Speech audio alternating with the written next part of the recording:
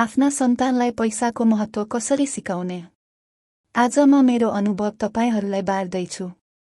यो मेरो मात्र अनुभव होइन, यो बचत ज्ञानमा लामो समय अध्ययन गरेका अनुसन्धाताहरूको निष्कर्ष पनि हो।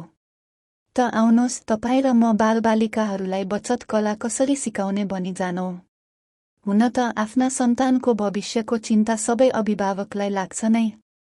सुरुमा हामी तिनीहरू कतिको स्वस्थ होलान् भनी चिन्ता गर्छौँ। त्यसपछि उनीहरूलाई खुसी राख्ने प्रयत्न गर्छौँ।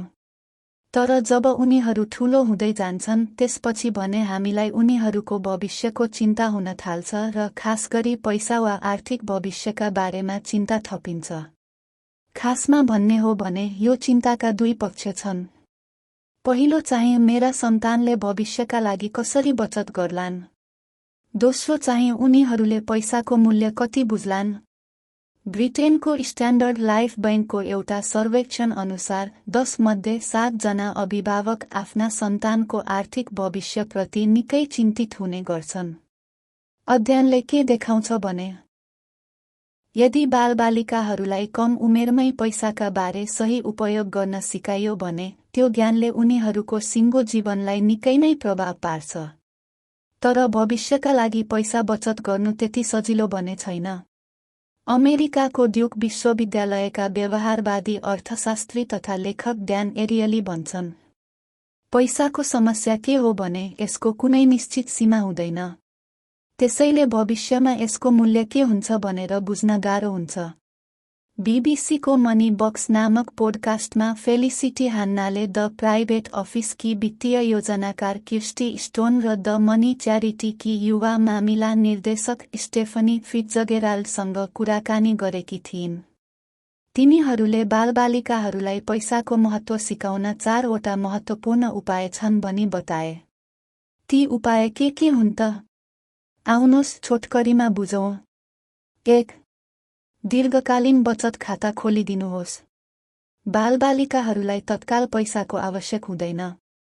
यस्तो अवस्थामा दीर्घकालका लागि बचत गर्नु धेरै उपयोगी हुन्छ।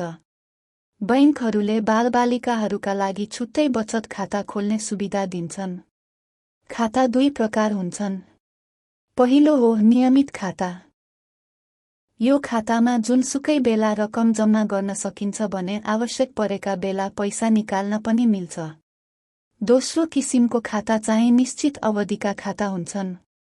जस्तै एफडी, यसमा लामो समयका लागि पैसा राख्नुपर्छ र ब्याज पनि बढी नै पाइन्छ। अभिभावकले 18 वर्षपछि मात्र निकाल्न मिल्ने खाता पनि खोलिदिन सकिन्छ। त्यो पैसा आफ्ना सन्तानले आफ्नो महत्त्वपूर्ण काममा उपयोग गर्न सक्छन्, जस्तो कि मोटरसाइकल किन्ने वा अन्य यस्तै कामका लागि। यस्ता कुरामा भने आफ्ना सन्तानसँग तपाईले पहिले कुरा गर्नुपर्छ।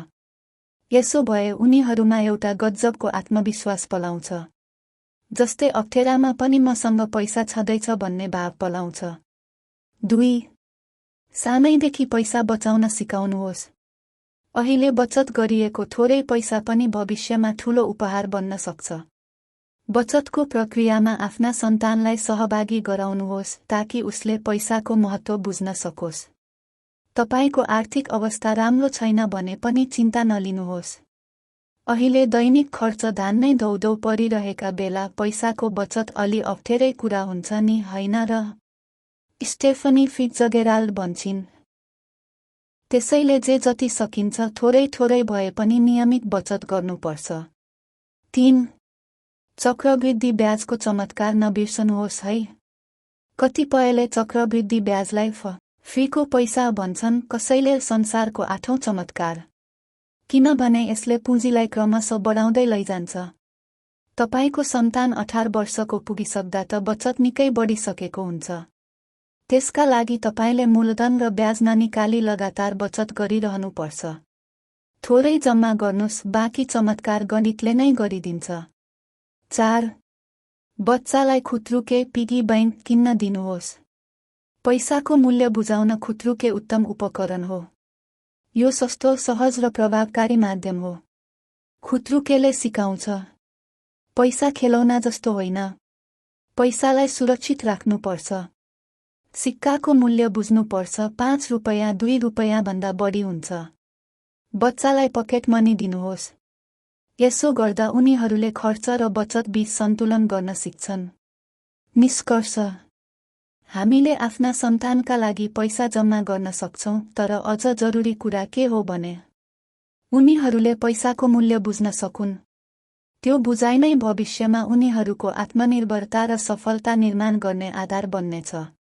तपाईलाई यो जानकारी कस्तो लाग्यो?